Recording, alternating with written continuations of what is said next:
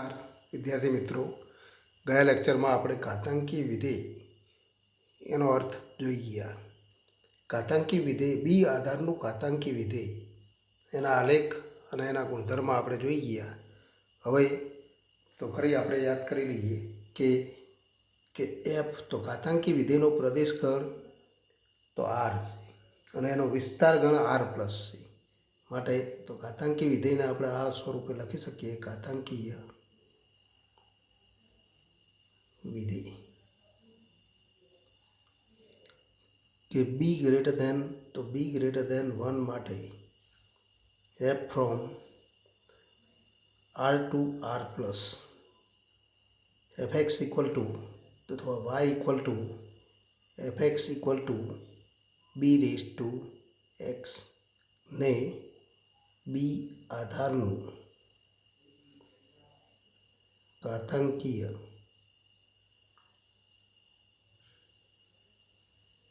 વિધેય કહેવાય. એનો પ્રદેશ ગણ આર અને વિસ્તાર ગણ આર પ્લસ છે, માટે એનો સહપ્રદેશ ગણ આપણે આર પ્લસ લીધો. હવે જો આધાર તરીકે તો 10 હોય, બીની કિંમત તો 10 લઈએ તો એવા તો ઘાતાંકી વિધેયને સામાન્ય ઘાતાંકી વિધેય તરીકે ઓળખવામાં આવે છે. એટલે કે તો ફરી આપણે લખી શકીએ 10 આધારવાળા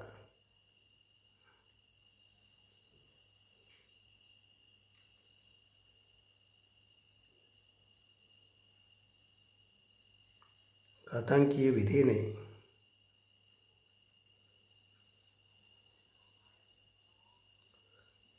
સામાન્ય ઘાતાંકી વિધેય કહેવાય.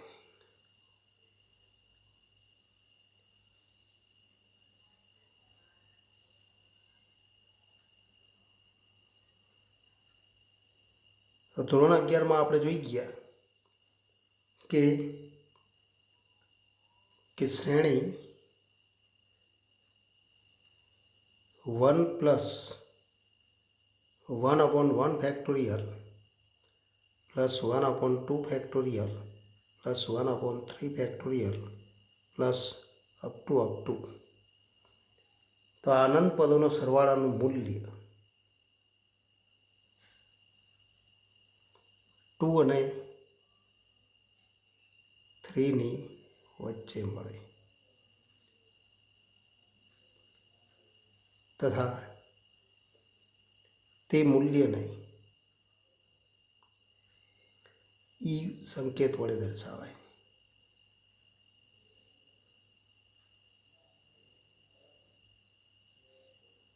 એનું મૂલ્ય કેટલું મળે એ આપણે જાણીએ છીએ. જ્યાં ઈ તો એનું મૂલ્ય અંદાજિત જ્યાં તો ઈ ઇક્વલ ટુ 2.71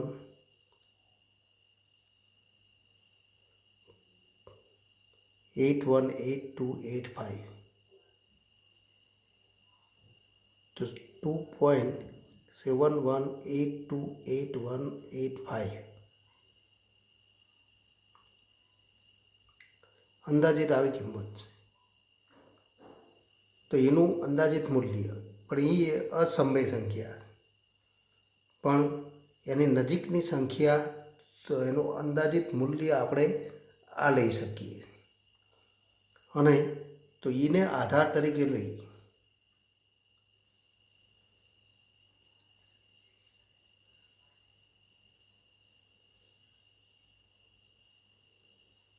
મળતા ઘાતાંકી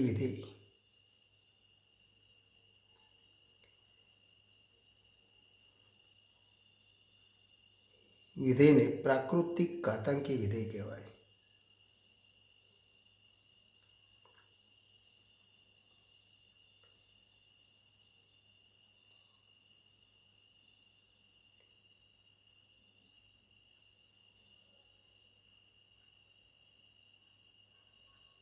એટલે કે y equal to f x equal to e raise to x, જેને આપણે પ્રાકૃતિક ઘાતાંકીય વિધેય કહીશું. અને પ્રાકૃતિક ઘાતાંકીય વિધેય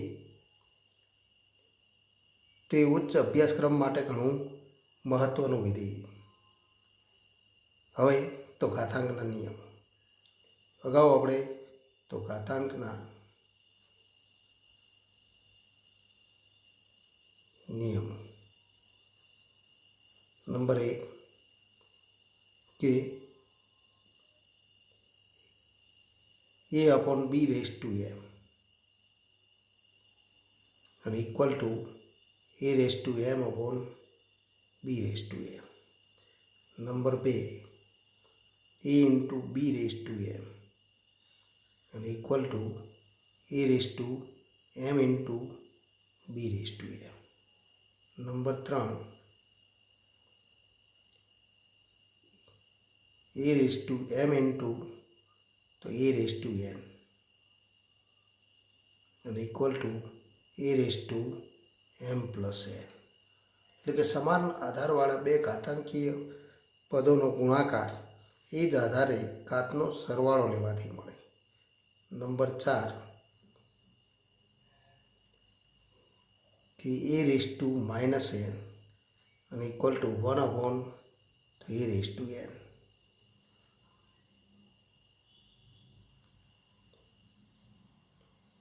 તો અહીંયા તો a raised to minus n ઋણ ઘાતાંકનું અર્થઘટન. તો a raised to minus n equal to 1 upon a raised to n. અને એ જ રીતે ભાગાકાર માટે number 5 a raised to m upon a raised to n અને equal to a raised to m minus n. તો 5 ઘાતાંકના નિયમો જે આપણે અગાઉના ધોરણોમાં પૂર્ણાંક ઘાતાંક માટે ઘાતાંકના નિયમો જોઈ ગયા હતા, જે વાસ્તવિક ઘાત સ્વરૂપે પણ તો સત્ય છે. અને આ ઘાતાંકના નિયમોની મદદથી ઘાતાંકી વિધેય માટે પણ એ જ નિયમોનો આપણે ઉપયોગ કરી શકીએ છીએ. હવે આપણે જોઈએ કે આવા ઘાતાંકી વિધેય માટે એનું પ્રતિવિધેય મળે કે કેમ. તો આપણે કહી શકીએ ઘાતાંકી વિધેય એનો આલેખ આપણે જોઈ ગયા. તો ઘાતાંકી વિધેયના આલેખ ઉપરથી અથવા ઘાતાંકી વિધેય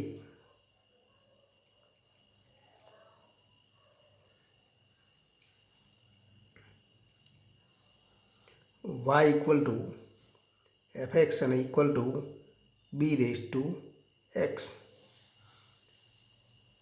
જ્યાં b greater than 1 તો એ r થી r plus 4 ઉપર તો એ એક અને વ્યાપ્ત વિધેય.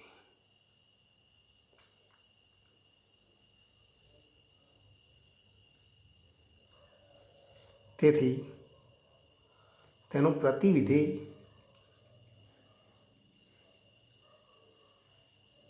અસ્તિત્વ ધરાવે.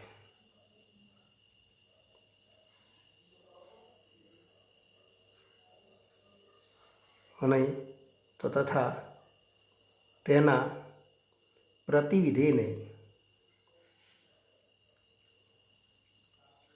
લઘુગણકી વિધેય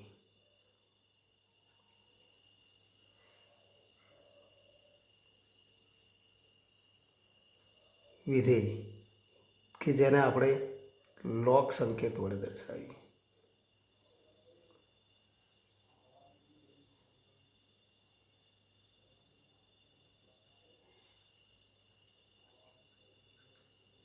તો આમ આપણે કહી શકીએ કે ઘાતાંકી વિધેયનું પ્રતિવિધેય એટલે કે ઘાતાંકી વિધેય એફ ફ્રોમ તો અહીં આપણે જાણીએ છીએ કે અહીં તો ઘાતાંકી વિધેય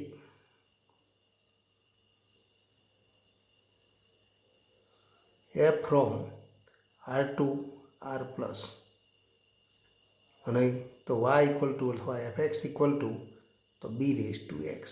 તો એટલે કે y equal to f x equal to b raise to x. તો તેનું પ્રતિવિધેય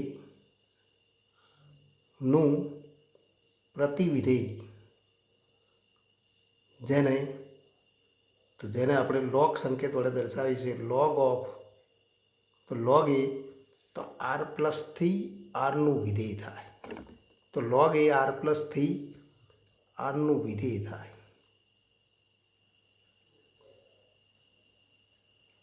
તથા આપણે કહી શકીએ કે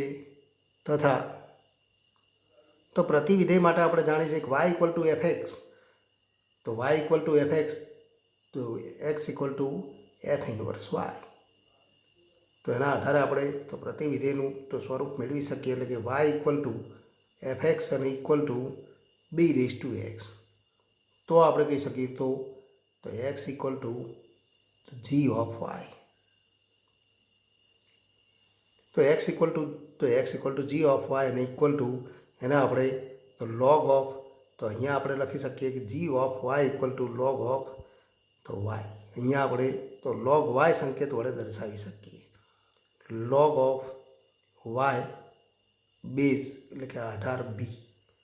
એનો અર્થ કે એટલે કે આપણે ટૂંકમાં લખવું હોય કે y equal to b raise to x આ ઘાતાંકીય સ્વરૂપ છે. તો એક્સ ઇક્વલ ટુ તો આપણે લખી શકીએ x equal to log of y તો આધાર બી. તો આ તો ઘાતાંકીય સ્વરૂપનું લઘુગણક સ્વરૂપમાં તો રૂપાંતર આપતું તો આપણને સૂત્ર મળે. એનો અર્થ કે ઉદાહરણ તરીકે આપણે લખી શકીએ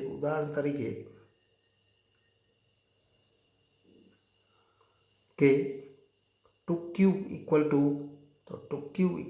8. તો 2નો ઘન ઇક્વલ ટુ 8. તો આપણે લખી શકીએ કે લોગ ઓફ 8 આધાર 2 અને ઇક્વલ ટુ તો 3. 3 equal to log of 8 base 2. તે જ રીતે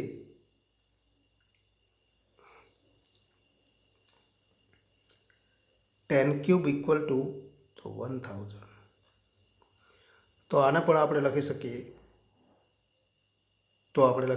3 equal to log of 1000 base તો 10. આધાર એનો એ જ રહે. તો આધાર અહીંયા લગાવી દો log of 10 તો 1000 બેઝ 10 ઇક્વલ ટુ 3. આ જ રીતે 2⁵ ઇક્વલ ટુ તો 32. તો આપણે લખી શકીએ કે 5 equal to log of 32 base તો 2.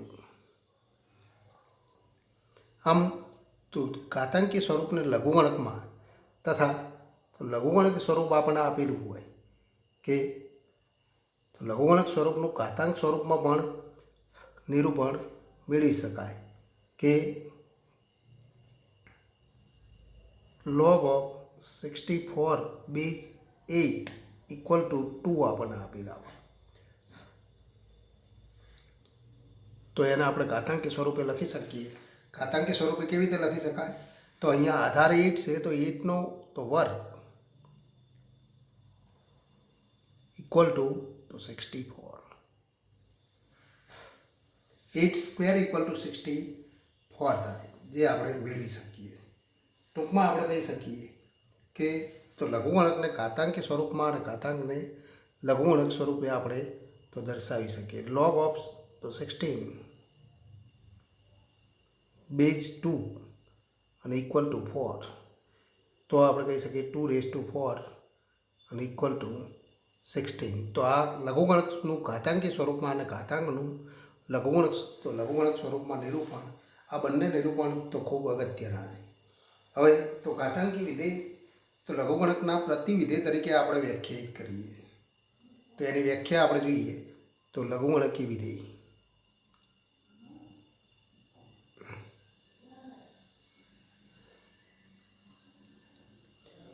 તો ધારો કે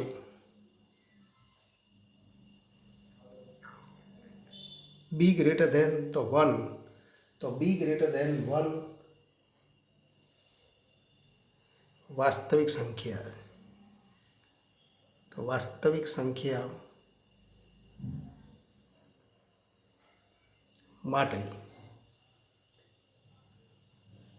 જો b⁴n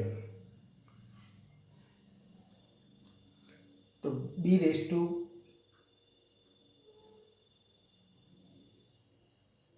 x equal to a લખીએ તો b⁴n અને બદલે અહીંયા તો ચાલો x તરીકે લઈએ b⁴x ઇક્વલ ટુ a હોય તો આપણે કહી શકીએ તો આપણે કહી શકીએ બી આધારવાળા બી આધારવાળા તો ઘટક એ તો આધારવાળા એના લઘુગણકનું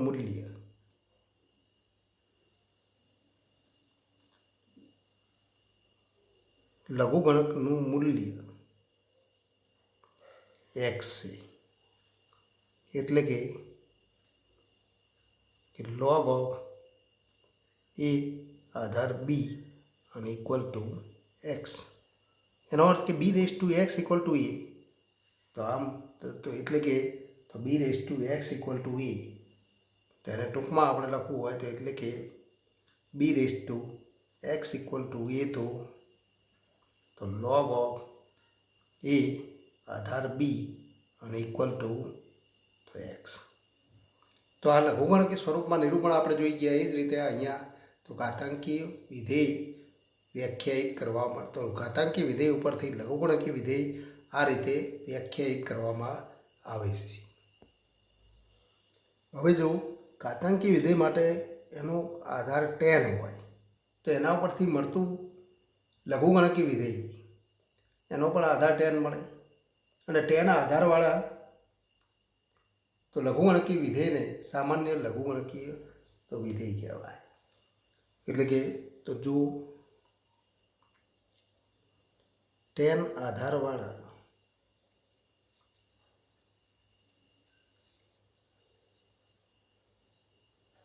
લઘુગણકીય વિધેયને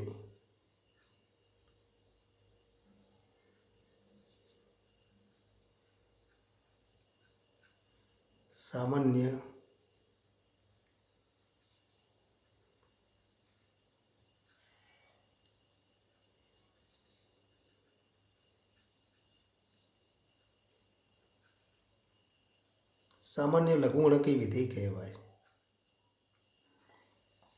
એ જ રીતે ઈ આધારવાળા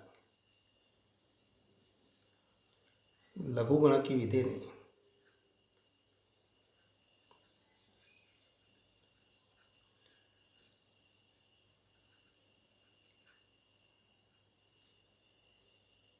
પ્રાકૃતિક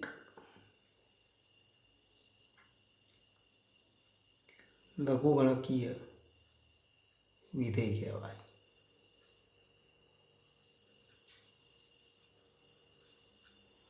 તો અહીંયા સામાન્ય લઘુગણકીય વિધેય અથવા સામાન્ય લઘુગણક અને પ્રાકૃતિક લઘુગણક એમ આપણે કહીશું.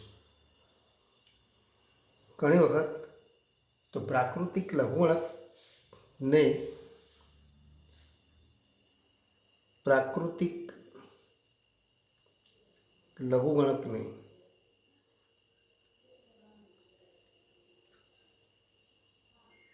ln સંકેત વડે દર્શાવાય અથવા log સંકેત વડે દર્શાવાય. પણ log એનો આધાર એ લખાય.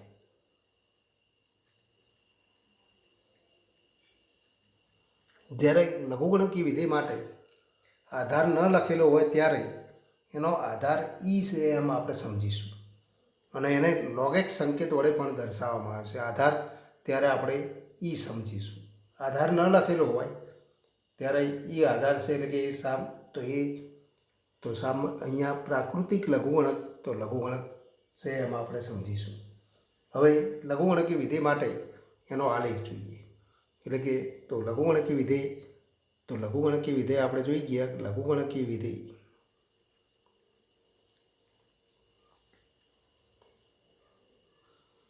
f from r + 2r, r થી r પરનું વિધેય થશે. પ્રત્યેક ધન વાસ્તવિક કિંમત માટે તો લઘુગણકનું મૂલ્ય મળે r થી r, અને તો y equal to fx equal to log of x base b, જ્યાં તો b ગ્રેટર ધેન 1. બી એ 1 કરતાં મોટો લઈશું, કારણ કે ઘાતાંકી વિધેય માટે બી એ 1 કરતાં મોટો લીધો છે. તો અહીંયા પણ લઘુગણકીય વિધેય માટે આધારનું મૂલ્ય 1 કરતાં મોટું હોય ત્યારે y equal to log x base b વડે દર્શાવીશું. અને એનો તો આપણે આલેખ જોઈએ. આગળ વધીએ કે અહીંયા બી આધારનું મૂલ્ય 1 કરતાં મોટું છે. માટે તો number 1 y equal to log x આધાર 2. Number 2 y equal to log x આધાર 3. Number 3 y equal to log x આધાર 4. અને number 4 y equal to log x આધાર 10. તો એટલા 4 આલેખ આપણે દોરેલા. Y equal to log x આધાર 2 તો એનો આલેખ આ પ્રમાણે મળે. એ જ રીતે y equal to log x આધાર 4 તો એનો આલેખ તો 2 4 અહીંયા આપણે 6 લઈએ. Y equal to log x આધાર 6 2 4 અને 6 3 નહીં પણ 4 અને 6 એ પ્રમાણે આપણે આલેખ દોરેલા. અને log x આધાર 10. તો આ 4 આલેખ બધા જ આલેખ આપણે જોઈ શકીએ છીએ કે અહીંયા તો 10 બિંદુમાંથી પસાર થાય. તો આલેખ ઉપરથી તો લઘુગણકી વિધેયના તો ગુણધર્મ જોઈએ. તો લઘુગણકી વિધેય અવલોકનો આપણે જોઈએ. એના ગુણધર્મ કે અવલોકનો તો કેટલાક તો અગત્યના અવલોકનો.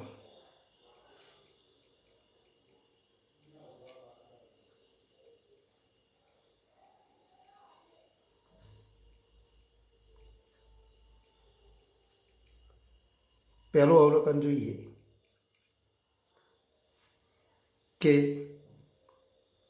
પ્રત્યેક વાસ્તવિક કિંમત માટે અહીંયા મૂલ્ય મળતા નથી, પણ માત્ર 0 કરતાં મોટી તમામ સંખ્યાઓ વાસ્તવિક સંખ્યાઓ માટે લઘુગણકી વિધેયનું મૂલ્ય અસ્તિત્વ ધરાવે છે.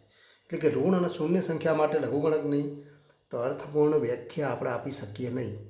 એટલે કે ઋણ અને શૂન્ય સંખ્યા માટે લઘુગણકની અર્થપૂર્ણ વ્યાખ્યા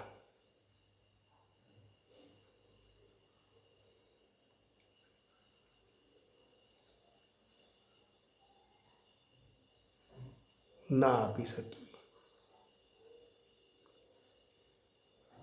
એટલે કે ઋણ સંખ્યાઓ માટે લઘુગણક વ્યાખ્યાયિત નથી. આથી આપણે કહી શકીએ તો આથી લઘુગણકનો પ્રદેશગણ ધન વાસ્તવિક સંખ્યાઓનો ગણ. તો પ્રદેશગણ R પ્લસ છે, જેને આપણે R પ્લસ વડે દર્શાવીએ. તો આ પહેલો ગુણધર્મ છે. આલેખ ઉપરથી આપણે જોઈ શકીએ. વિસ્તારગણ. વિસ્તારગણ કેવી રીતે નક્કી થાય તો આપણે અગાઉ પણ જોઈ ગયા હતા કે વિસ્તારગણ તરીકે તો આલેખ તો વાય અક્ષની બંને તરફ ક્યાં સુધી તો વિસ્તૃત છે.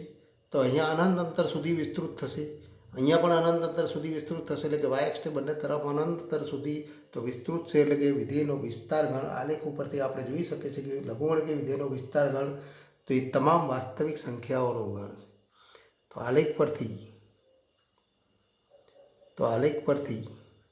આલેખ પરના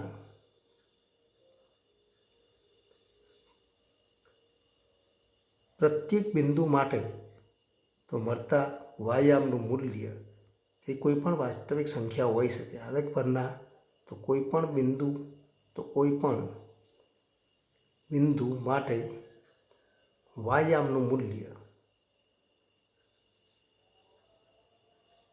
એ કોઈ પણ વાસ્તવિક સંખ્યા હોઈ શકે. કોઈ પણ વાસ્તવિક સંખ્યા મળે. તેથી તો વિધેયનો વિસ્તારગણ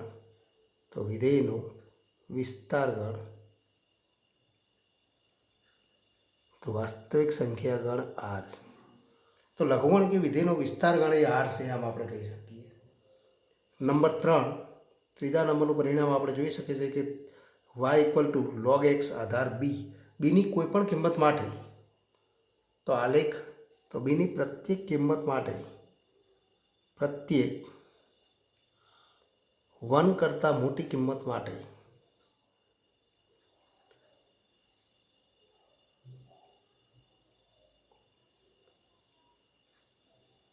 આલેખ 10 બિંદુમાંથી પસાર થાય.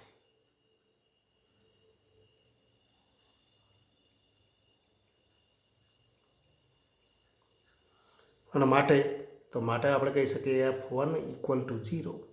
પણ F1 = તો log of 1 આધાર બી અને =0. માટે 1 કરતાં તો કોઈ પણ મોટી તો આધાર તરીકે રહેલી સંખ્યા માટે 1નું તો એવી 1થી મોટી કોઈ પણ વાસ્તવિક સંખ્યા બી માટે તો 1નું બીના આધારે લઘુગણકનું મૂલ્ય 0 થાય. એટલે કે 1નો કોઈ પણ તો વાસ્તવિક આધાર માટે તો લઘુગણકનું મૂલ્ય 0 મળે. એટલે કે log 1 = 0. આધાર તો 1 કરતાં કોઈ પણ મોટો હોય. ચોથો ગુણધર્મ, આલેખ આપણે જોઈ શકીએ છીએ કે પેન ઉપાડ્યા સિવાય સળંગ દોરી શકાય. માટે તો લઘુગણકી વિધેય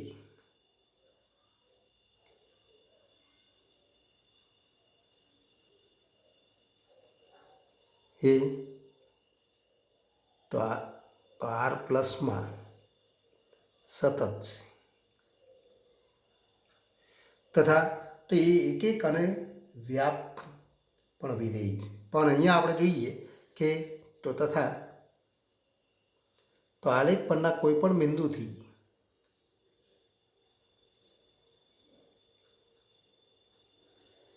બિંદુ એથી જમણી તરફ ખસતા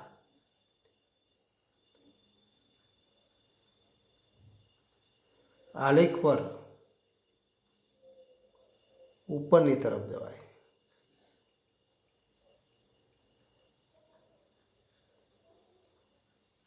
હોવાથી તો ઉપરની તરફ જવાતું હોવાથી વિધેય વધતું વિધેય.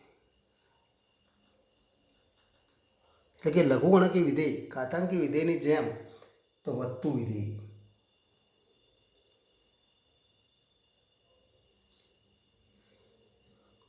પાંચમો ગુણધર્મ,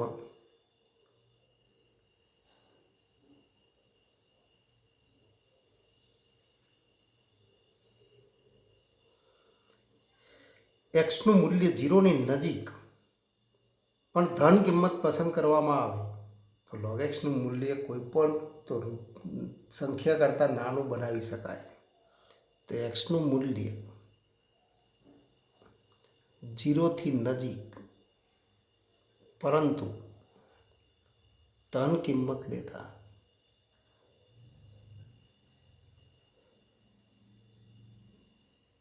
log xનું મૂલ્ય કોઈ પણ સંખ્યાથી નાનું મેળવી શકાય.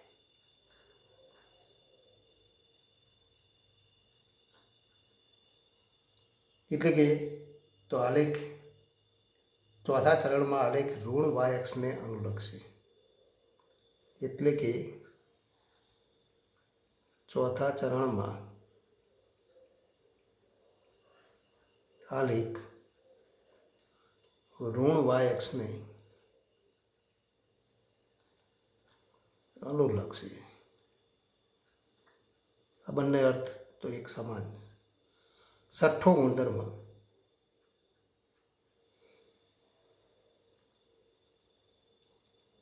log xના આલેખ ઉપરથી તો ઘાતાંકી વિધેયનો આલેખ મેળવી શકાય.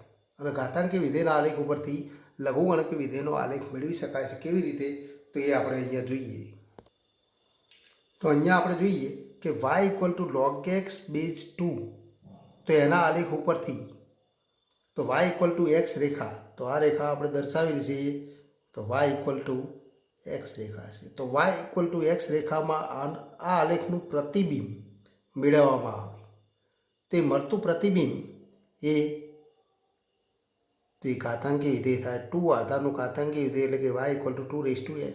અને y = 2x તો એ આલેખનું જો તો અહીંયા પ્રતિબિંબ મેળવવામાં આવે y = x રેખામાં તો એ આપણને તો આ પ્રતિબિંબ તરીકે આ વિધેયનો આલેખ મળે. એટલે કે y = log x બેઝ 2નો તો આલેખ મળે. અને માટે તો એ છઠ્ઠો ગુણધર્મ છે કે તો લઘુગણકી વિધેયના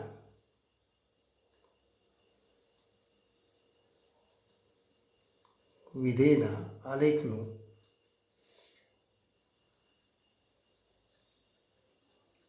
રેખા y ઇક્વલ ટુ એક્સમાં મળતું આરસી પ્રતિબિંબ. આરસી પ્રતિબિંબ એનો અર્થ કે તો y ઇક્વલ ટુ એક્સ રેખા ઉપર જો અરીસો ગોઠવવામાં આવે તો આ આલેખનો જે ભાગ મળે છે એનો પ્રતિબિંબ તરીકે મળતો આલેખ, તો આરસી પ્રતિબિંબ તરીકે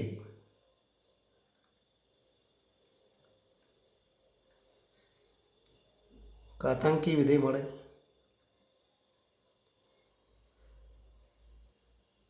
તો ઘાતાંકી વિધેયનો આલેખ મળે અને એથી વિરુદ્ધ પણ, તો એથી વિરુદ્ધ ઘાતાંકી વિધેયના આલેખ પરથી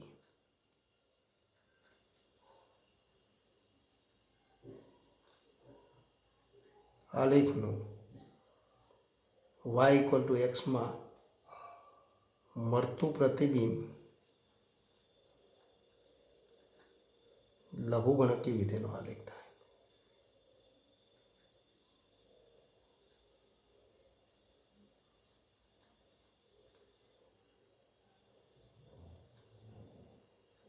આમ ઘાતાંકી વિધેય અને લઘુગણકી વિધેય એકબીજાના તો પ્રતિવિધેય છે.